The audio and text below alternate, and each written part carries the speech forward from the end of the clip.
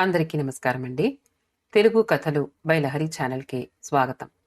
వదినా, నా pink cotton చీర ఐరన్ చేయమన్నాను, చేసి పెట్టావా? బాత్రూంలో నుండే కేకేసింది సరోజ. నిన్న కరెంటు లేదు, ఉదయం నుంచి చూస్తున్నావుగా, చేయి తీరికలేదు. ఇడ్లీలు తీసి గిన్నెలో సర్దుతూ చెప్పింది భారతి. మనసు కన్నీళ్లు కారుస్తున్నా ఆమె పెదవులు మాత్రం నవ్వుతూనే ఉన్నాయి. ఇప్పుడు నేను ఎలా వెళ్ళాలి కాలేజీకి? మరో కేక. రాత్రి కరెంటు లేకపోవడం ఏంటి? 10ంటికి వచ్చిందిగా, చేసి పెట్టి పడుకోకూడదు? ఉదయం నుండి ఏదో చాకిరీ చేసేస్తున్నట్టుగా పెద్ద పోజు సాధిస్తున్నట్టుగా అంది అత్తగారు. అప్పుడే వంటగది గుమ్మంలోకొచ్చిన భర్తని చూసింది భారతి. ఆమె కళ్ళు అతడి సానుభూతి కోసం ఇస్తున్నట్టుగా ఉన్నాయి. కాని అతడిదేమీ పట్టనట్టుగా ఆమె మీద చిరాకు పడ్డాడు. ఇంకా ఏం చేస్తున్నావు? ఏమిటింత ఆలస్యం? త్వరగా చేయడం చేత కాకపోతే ఓ గంట ముందు లేవడం అలవాటు చేసుకోవాలి. ఛీ, ఎప్పుడో పాతరాతి యుగంలో పుట్టాల్సిన దానివి, కొంచెం కూడా స్పీడ్ లేదు విసుక్కున్నాడు. దెబ్బతిన్న ఆమె హృదయం మెదడుకి సంకేతం పంపి కళ్లను అతడి వంక తిరిగేలా చేసింది. ఉదయం నుండి కరెంటు లేకపోవడంతో చట్నీ చేత్తో రుబ్బుకొచ్చానండి అంటూ చెప్పలేదామె. రాత్రిళ్ళు మీరు 1 గంటకు కాకుండా కాస్త ముందు రావటానికి ప్రయత్నిస్తే నేను త్వరగా పడుకుని ఇంకా కొంచెం ముందు లేవడం నేర్చుకుంటానండి అంటూ నిష్ఠూరపడలేదామె. అయితే భారతి లోపల ఉన్న భారతి మాత్రం భారతిని తెగ కోపడుతోంది. మరీ అంత సహనంగా ఉన్నందుకు. చివరికి భారతే గెలిచింది. మౌనంగా భర్తకి ఇడ్లీ వడ్డిస్తోందామె. లోపలి భారతి ముడుచుకుపోయింది. సాధారణంగా ఈ లోపలి భారతి విప్లవాత్మకంగా భారతితో పోట్లాడినా ప్రతిసారి తానే ఓడిపోయి ముడుచుకుపోతూ ఉంటుంది. హద్దులు లేని భారతి సహనాన్ని తిప్పి ఉంటుంది. అమ్మాయి భారతి, వడ్డించేస్తావా? 10 మామగారి హడావిడి. ఆ, అప్పుడే మీకు వడ్డించి ఉంచింది, మీరు రావడమే తరువాయి. ముందరింట్లో కాళ్ళు బార్లా చాపుకుని ఆ వ్యాల్టి పేపర్ తిరిగేస్తూ అత్తగారు ఓ విసురు విసిరింది. ఆమె అలా తీరిగ్గా కూర్చుని పేపర్ చూడకపోతే కనీసం భర్తకి వడ్డన కార్యక్రమం చూడొచ్చు కదా. మళ్లీ లోపలి భారతి నిద్రలేచింది.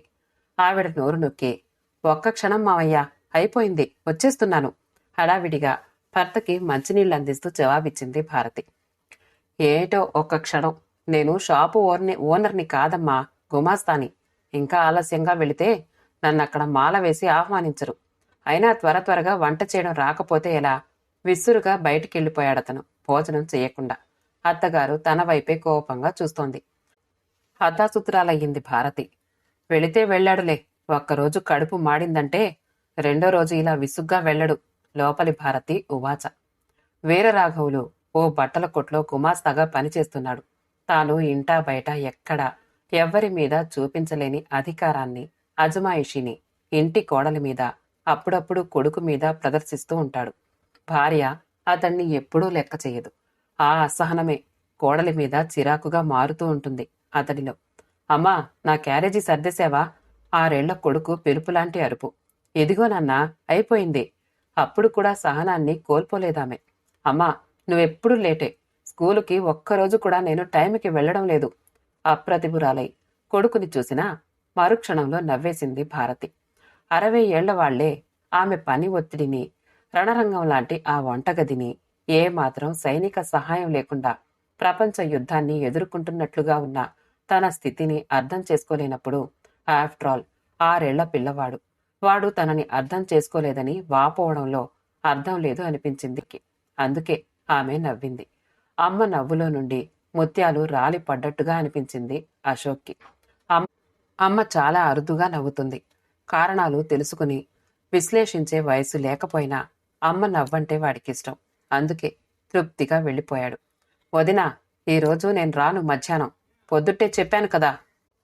నాకు క్యారేజీ సర్దలేదా? 2 ప్లేట్లలో తనకి తల్లికి ఇడ్లీ పెట్టుకుంటూ ప్రశ్నించింది సరోజ.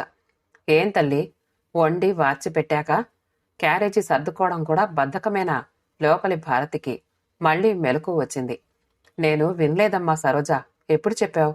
తను చీర ఇస్త్రీ చెయ్యనందుకు శిక్షగా మొన్న పండక్కి అమ్మ పంపిన కొత్త చీర మాట వరుసకైనా తనకి చెప్పకుండా కట్టేసుకున్న మరదల్ని చూస్తూ ప్రశ్నించింది భారతి. ఇప్పుడు చెప్పాగా, సర్దకుండా ఆ ప్రశ్నలేమిటి? నువ్వు టిఫిన్ తినేలోగా పెట్టేస్తానమ్మా.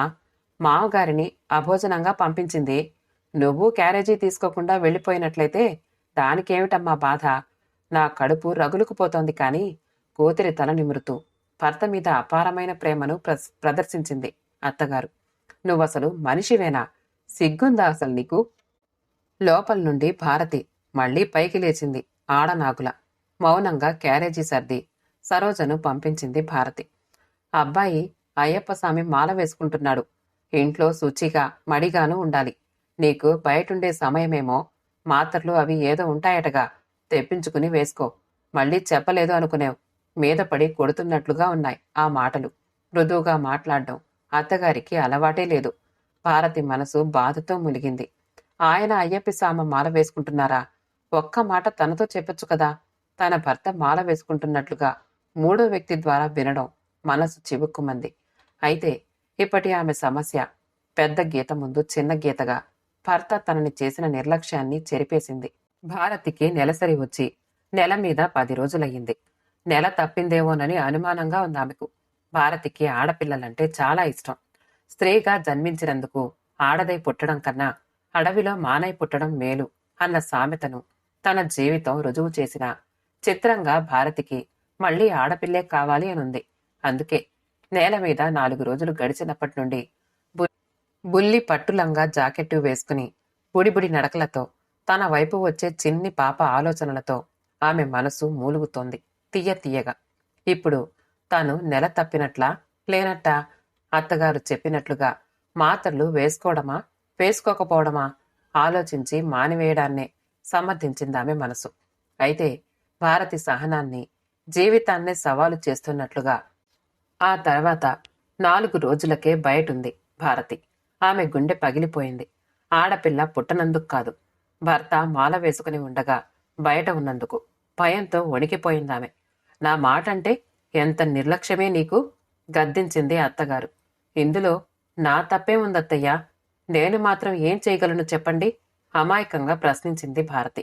అవునే, ఇందులో నీ తప్పేమీ లేదు. అంతా నా తప్పే. నేను నీకు ముందే చెప్పలేదు మాత్రలు గట్రా వాడుకోమని? నా మాట పెడచెవిని పెట్టింది చాలక ఇందులో నా తప్పే ఉందత్తయ్యా అంటూ ప్రశ్నిస్తున్నావా? నంగనాచిలా, ఎంత ధైర్యమే నీకు? ఉగ్రురాలైపోయిందావిడ. అత్తయ్య, మీరు చెప్పి 4-5 రోజులే కదా అయ్యింది.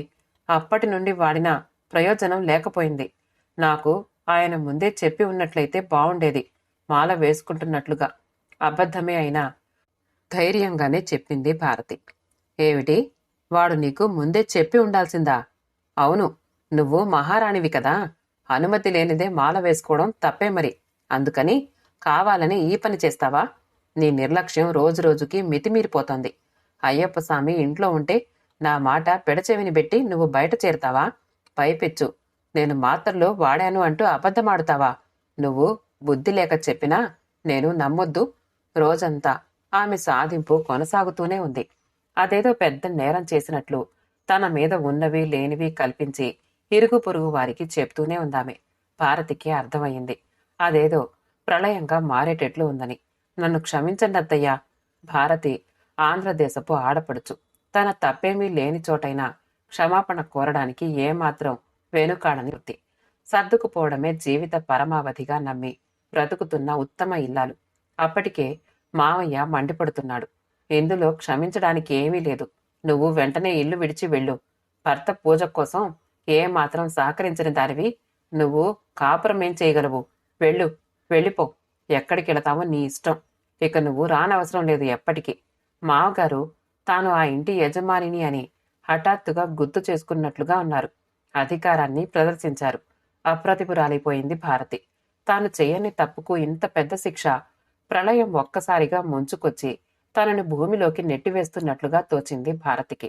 హఠాత్తుగా ఆమెకు గుర్తుకొచ్చింది మామగారిలో పెళ్లినాడే కనిపించిన కట్న కానుకల ఆశ. కట్న కానుకల విషయంలో రాక్షసుడతను. కొడుక్కి రెండో పెళ్లి చేస్తే కట్నం కానుకలు మళ్లీ వస్తాయన్న ఆశ అతనికుంది. చాలాసేపటి తర్వాత నోరు విప్పిందామె. మావయ్య, మీరు కూడానా? ఇందులో నా తప్పేమీ లేదని తెలిసినా నన్ను వెళ్ళిపోమ్మంటున్నారా? ఇప్పుడు మీరు చెప్పినట్లుగానే వెళ్ళిపోతాను. ఇక్కడి నుండి స్వామి మడికి భంగం రానివ్వను. కానీ స్వామి కొండకు వెళ్లిన తర్వాత వస్తాను మావయ్య, ప్రాధేయపడింది భారతి. ఆ అదండి సంగతి. స్వామి ఇంట్లో ఉంటే బోలెడంత పనుంటుంది కదా. తెల్లవారుజామునే లేచి స్నానం చేయడం, స్వామి పూజలు, స్వామికి వేరేగా వంట, ఇదంతా బోలెడంత పని కదా, అందుకని ఈ వేషం వేసింది. ఆ పని ఎగ్గొట్టడం కోసం ఇలా పుట్టింటికి వెళ్తోంది. సిగ్గు లేకపోతే సరి. పైగా స్వామి వెళ్ళాక వస్తుందట. అభాండం వేసింది అత్తగారు. అత్తయ్య, కాదత్తయ్య, పని కోసం కాదిలా, బాధగా చెప్పింది భారతి. ఇంకా మాటలు అనవసరం, వెంటనే బయలుదేరి వెళ్ళు బయటికి. లోపల నుండి భారతి సూట్ కేసు తెచ్చి బయటికి విసురుతూ చెప్పాడు వీర్రాఘవులు. ఇక నువ్వు రావటానికి వీల్లేదు, శాసించింది అత్తగారు. ఇప్పటికైనా మా ఇంటికి పట్టిన పీడ విరగడవుతుంది, అంతే చాలు మాకు.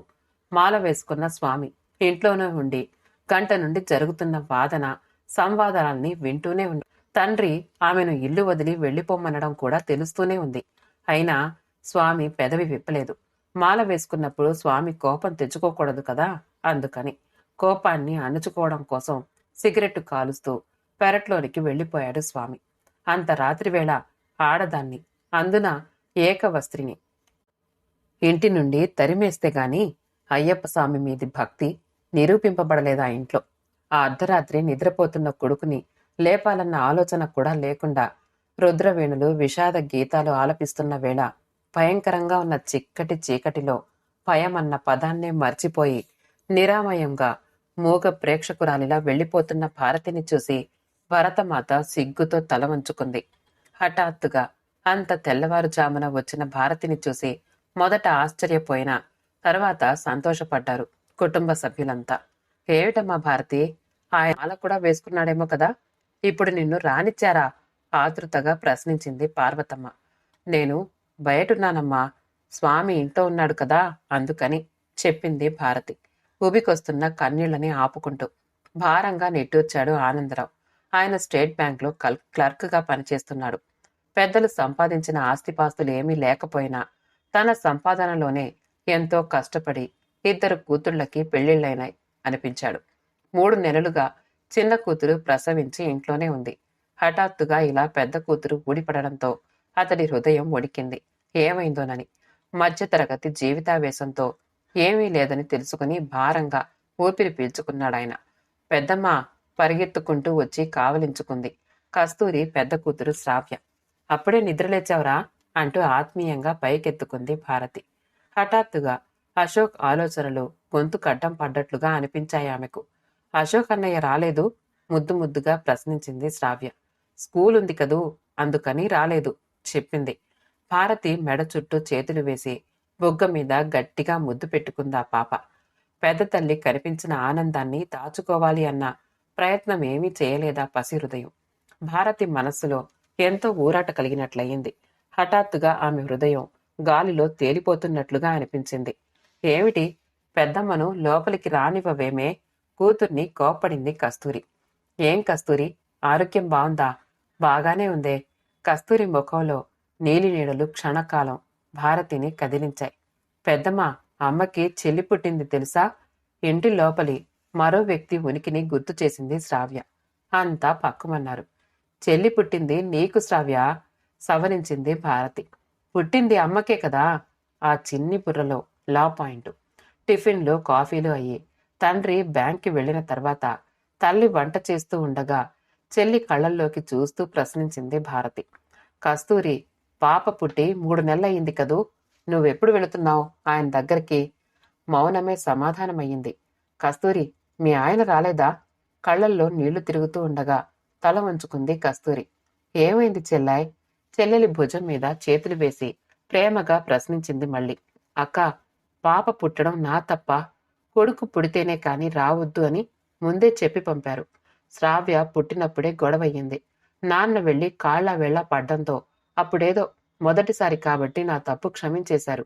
ఇప్పుడు ముందే చెప్పేశారు, ఈసారి కూతురైతే తిరిగి రావద్దు అని. పాప అని తెలియగానే నాకు స్పృహ తప్పినంత పనయింది. అమ్మా నాన్న ఇద్దరూ సరే కృంగిపోయారు. నాన్న వెళ్లి ఎంతో చెప్పి చూశారు. ఆఖరికి ఆ రెండో పాపని మేం ఉంచుకుంటామని కూడా ప్రాధేయపడ్డారు నాన్న. ఏమన్నారు? ఏమంటారక్క?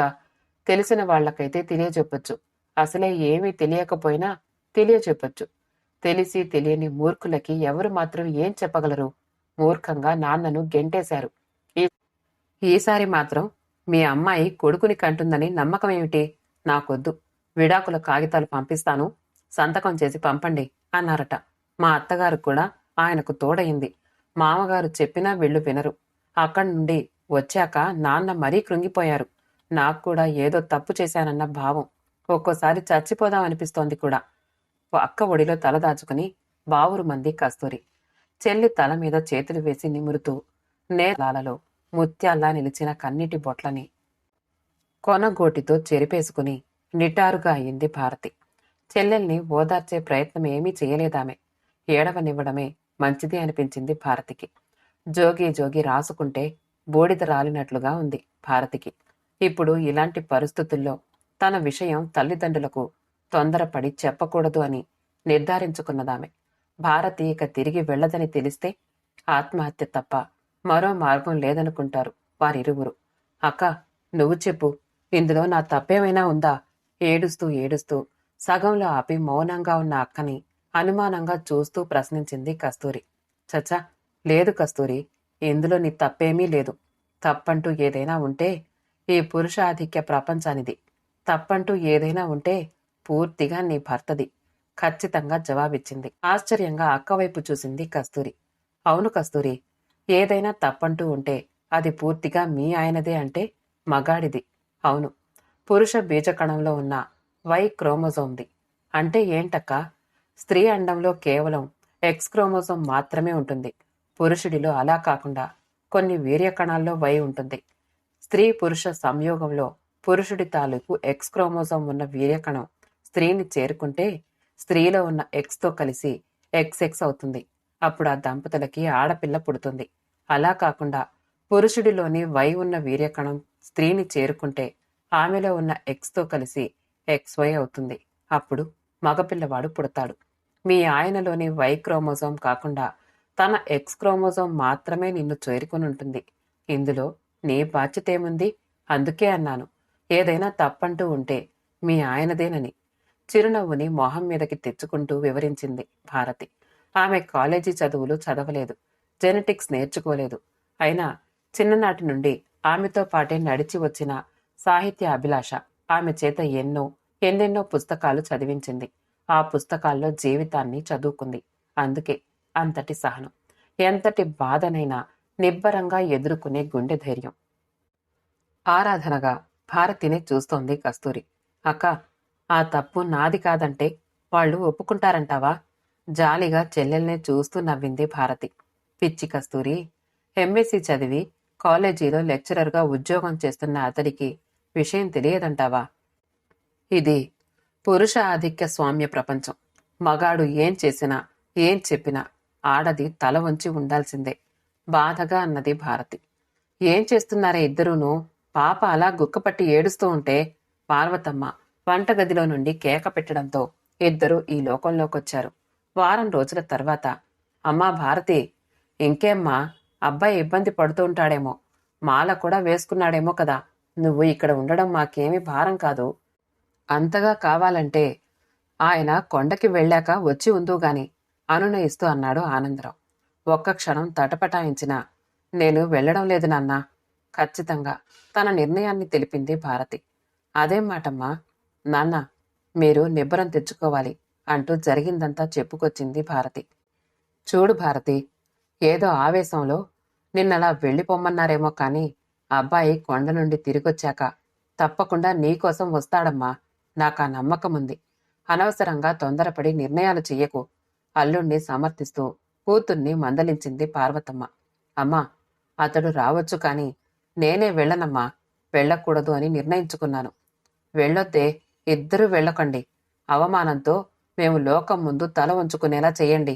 ఇక రేపటి నుండి ఇంట్లోనే ఉన్నారా అంటూ అడిగే వాళ్ళకి నేనేమని సమాధానం చెప్పను, కళ్ళనీళ్లు పెట్టుకుంటూ అన్నది పార్వతమ్మ అసహాయతతో. తొందరపడకు భారతి అంటూ అనునయించాడు ఆనందరావు. నాన్నా, మీరెప్పుడూ అనేవారు నేను చాలా సహనవంతురాలిని అని. నిజమే నాన్నా, ఆ సహనంతోనే ఇన్నాళ్ళు జీవితంతో రాజీపడ్డాను. ఆ ఇంట్లోని ప్రతి ఒక్కరితోనూ ఆఖరికి నేను కన్న నా కొడుకుతో కూడా సర్దుకుపోవాలనే చూశాను నాన్నా. కాని నేను చెయ్యని తప్పులకి ప్రకృతి సిద్ధంగా వచ్చే నెలసరికి నన్ను బాధ్యురాలిని చేసి ఇంటి నుండి వెళ్ళగొడుతూ ఉంటే ఇదేమిటి అంటూ తల్లిదండ్రుల్ని ప్రశ్నించలేని వ్యక్తి దగ్గర నాకు రక్షణ ఎక్కడిది నాన్నా? ఆ తప్పు నాది కాదు అంటే వినకుండా ఘోరంగా తన్ని తగిలేశారు వాళ్ళు.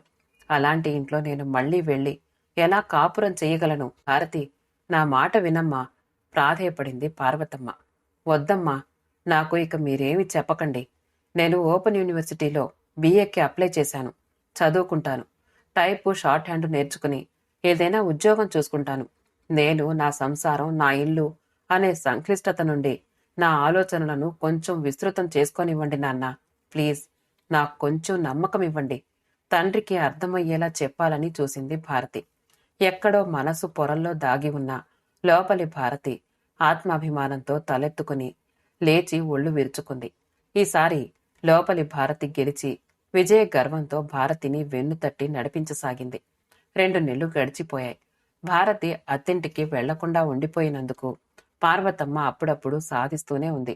ఇదేమీ పట్టించుకోకుండా భారతి కష్టపడి చదువుని కొనసాగిస్తోంది, జీవిత ధ్యేయంగా భావించి. కొండ నుండి తిరిగొచ్చిన తర్వాత చంద్రశేఖరం కబురు చేశాడు భారతిని రమ్మనమని. రానని చెప్పి పంపింది. అతడే తరలి వచ్చాడు భారతిని వెంటబెట్టుకుని తీసుకెళ్లడానికి. తల్లిదండ్రులిద్దరూ కూతురికి ఎంతగానో నచ్చజెప్పడానికి ప్రయత్నించారు. భారతి నిర్ణయంలో ఇనుమంతైనా మార్పు లేదు. నిరాశతోనూ కొంచెం కోపంగానూ తిరిగి వెళ్లిపోయాడు చంద్రశేఖరం. కావ్యకి ఇప్పుడు 5వ నెల వచ్చింది. కస్తూరి ఈ మధ్య బాగా ఢీలాపడి కనిపిస్తోంది. తల్లి విసుర్లు కూడా అప్పుడప్పుడు ఆమెను బాధిస్తూ ఉన్నాయి. ఆ రోజు సాయంత్రం ఆనందరావుతో పాటు పూల మొక్కల్లోకెళ్లి కూర్చుంది భారతి. ఏమ్మా, చదువుకోలేదా? కూతుళ్ళిద్దరూ ఇలా వచ్చి ఉండిపోవడం ఆయనకి ఎంతో బాధగానే ఉన్నా ఎన్నడూ వాళ్లను బాధించేలా మాట్లాడాడాయన. అందున భారతికి మొదట్నుంచి తండ్రి వద్ద చనువెక్కువ. నాన్న, కస్తూరికి ఒక మిషన్ కొనిపెడదాం నాన్నా. ఏదో ఒక వ్యాపకం లేకపోతే అది నిస్పృహతో మరోలా ఆలోచించవచ్చు. ఏం తల్లి, దాన్ని కూడా కాపురానికి వెళ్ళనివ్వవా? మిషన్ ఉందట, మిషను. కాఫీ పట్టుకొస్తూ విసురు విసిరింది పార్వతమ్మ. కూతుళ్ళిద్దరూ కాపురాలు లేకుండా ఇలా పుట్టింటికి చేరడంతో అసహనము, బాధ ఆమెను కమ్ముకుంటున్నాయి. తల్లిని చూసి మృదువుగా నవ్వింది భారతి. ఆమె బాధ తను అర్థం చేసుకోగలదు. అమ్మా, కూర్చోమ్మా, నీతో మాట్లాడాలి. అయిష్టంగానే కూర్చుంది పార్వతమ్మ. అమ్మా, కస్తూరి వచ్చిన తర్వాత అతడు ఒక్కసారి కూడా రానేలేదు. పోనీ నువ్వు చెప్పు. కస్తూరి ఆడపిల్లను కనడం దాని తప్ప, మగపిల్లాన్ని కనడం దాని చేతుల్లోని పనేమీ కాదుగా. ఇంత చిన్న విషయం ఏ మాత్రం శాస్త్ర జ్ఞానం ఉన్న వారికైనా అర్థమవుతుంది. అలాంటిది అంత చదువు చదివిన ఆ మనిషి నేరాన్ని కస్తూరి మీదకి నెట్టి దాని ముఖం చూడ్డం మానేశాడు. అయినా ప్రయత్నంలో లోపమేమీ లేకుండా నాన్న వెళ్లి అతడికి ఎంతో నచ్చజెప్పాలని చూశాడు. అయినా అతడు వినలేదు. ఇంకా బలవంతం చేసి కస్తూరిని తీసుకెళ్లి అతడి వద్ద వదిలి వస్తే పరిస్థితి ఏమిటో బాగా ఆలోచించమ్మా. అతడు మరింత పెట్టరేగిపోతూ దాన్ని బానిసలా చూస్తూ ఉంటే మనం ఇక్కడ మనశ్శాంతిగా బ్రతకగలమా? తల్లికి నచ్చజెప్పాలని చూస్తున్న కూతురి వైపు ఆదరంగా చూస్తున్నాడు ఆనందరావు. తన కూతురు తన కళ్ల ముందే ఎంతో ఎదిగిపోయినట్లుగా తోచిందతడికి. నువ్వెన్నన్నా చెప్పు భారతి, అది ఎలా బ్రతికినా పర్వాలేదు. అసలంటూ అతడు తీసుకెళ్లితే చాలు. 2 కూతుళ్ళు ఇంటికొచ్చేశారా పార్వతమ్మ అంటూ ఈ ప్రపంచమంతా వేలెత్తి చూపుతూ ఉంటే నేను సిగ్గుతో చితికిపోతున్నాను భారతి. దాదాపుగా ఏడ్చేస్తోంది పార్వతమ్మ. పార్వతమ్మ అవస్థ చూసి భారతి మనసు జాలితో మూలిగింది. అమ్మా, అదేనమ్మా ఈ మధ్యతరగతి తల్లిదండ్రులకున్న లోపం. కూతురు అక్కడ బానిసలా చూడబడ్డా, ఆఖరికి కిరోసిన్ పోసి చంపబడినా పర్వాలేదు. పుట్టింట్లో ఉండిపోవడాన్ని మాత్రం సహించరు. ఈ సమాజానికి భయపడి కూతుర్ని చంపుకోవడానికి కూడా వెనుకాడరు. భారతి, ఏమిటే ఇదంతా? నువ్వేం చెప్తున్నావు? పార్వతమ్మ దీనంగా ఏడుస్తోంది. అమ్మా, ప్లీజ్ ఏడవకమ్మా. మీరు అలాంటి తల్లిదండ్రులు కాకూడదనే అమ్మా నేనింత దూరం చెప్పింది. తల వంచుతూ పోతే ఇంకా ఇంకా మొట్టాలనే చూస్తుంది సమాజం. ధైర్యంతో ఎదురు నిలిస్తే భయపడి పారిపోతుంది. మధ్యతరగతి తల్లిదండ్రులు చాలా మారాల్సి ఉందమ్మా. గుండె ధైర్యాన్ని మించిన ఆయుధం ఈ ప్రపంచంలో మరేమీ లేదు. నా మాట వినండి. కస్తూరిని బలవంతంగా అతని వద్దకు పంపి కిరోసిన్ చావును పేపర్లో చూసేలా చేయకండి. అయితే ఇప్పుడేమంటావే? తల్లిలోని ఆ స్వల్పమైన మార్పే భారతిలో గొప్ప ఉత్సాహాన్ని నింపింది. దానికెలాగూ చదువు అవ్వలేదు కాబట్టి టైలరింగ్ నేర్పిద్దాం. మెల్లగా ఓ మిషన్ కొనిద్దాం. దానికో వ్యాపకం ఏర్పడ్డుంటుంది. మనసుకి మంచి డైవర్షన్ కూడాను. కొన్నాళ్లు ఇలా గడవనివ్వండి. అతడిలో పరివర్తన కలిగి అతడంతటా అతను కస్తూరిని పంపమని అడిగినట్లయితే తప్పక పంపేద్దాం. అమ్మా, మాకు కొంచెం నమ్మకమివ్వండమ్మా. మాకు కొంచెం చేయూతనివ్వండి. ఆత్మగౌరవం దెబ్బతిని పుట్టింటికొచ్చిన ఆడపిల్లల్ని బలవంతంగా తిప్పి పంపించేయాలని చూడకండి. ఆత్మవిశ్వాసాన్ని నింపండి. నిలదొక్కునేలా ధైర్యాన్నివ్వండి. ఈ సమాజానికి భయపడి నీతి పాఠాలు వల్లించకండి. బానిసల్లా బ్రతికే ఈ దుస్థితి నుండి, ఈ పురుష ఆధిక్య వ్యవస్థ నుండి, వ్యవస్థ విషపు కోరల నుండి మమ్మల్ని కాపాడండి. మాకు కొంచెం చేయూతనివ్వండి. చేతులెత్తి దండం పెడుతూ ప్రాధేయపడింది భారతి. పార్వతమ్మ అవాక్కై కూతుర్ని చూడసాగింది. నువ్వు ఎంతో ఎత్తుకి ఎదిగిపోయావమ్మా భారతి. ఈ వ్యవస్థకి భయపడి అణిచిపెట్టబడ్డ నా ఆశయాలన్నింటినీ పుణికిపుచ్చుకున్నావు. నేను గర్విస్తున్నానమ్మా. నిన్ను కన్నందుకు నేనెంతో గర్విస్తున్నాను. జన్మభూమి మీది అభిమానంతో ఆనాడు నేను భారతి అని పేరు పెట్టుకున్నందుకు భరత భరతమాత గుండె ధైర్యాన్ని సంతరించుకున్నావు. నా కళ్ళు తెరిపించావు.